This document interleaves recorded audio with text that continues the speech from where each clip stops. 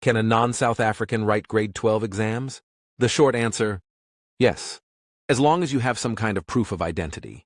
The whole question, is it possible for me to write my grade 12 exams even though I am not a South African citizen? What do I need for this to be allowed? The long answer, yes. You can. This is because of a very important court case in the Eastern Cape in 2019 in the Makhanda High Court. Judge Selby Mbenenge said that all children had the right to basic education in terms of Section 29 of the Constitution, whether they had official documentation or not.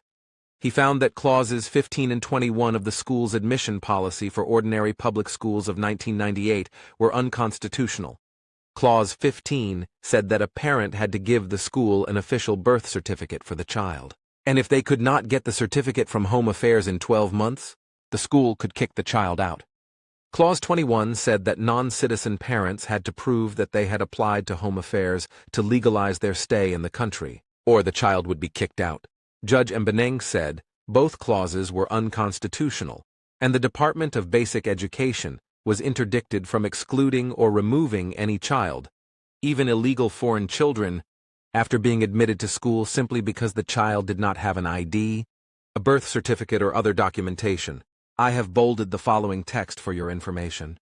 Where a learner could not provide a birth certificate, school principals were ordered to accept alternate proofs of identity, such as an affidavit or sworn statement by the parent, caregiver, or guardian.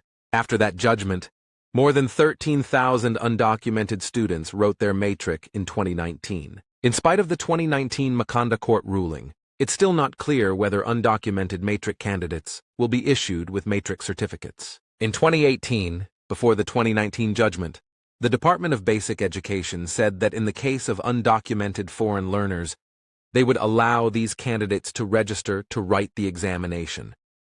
But these candidates will not have their results issued until they produce the necessary documentation.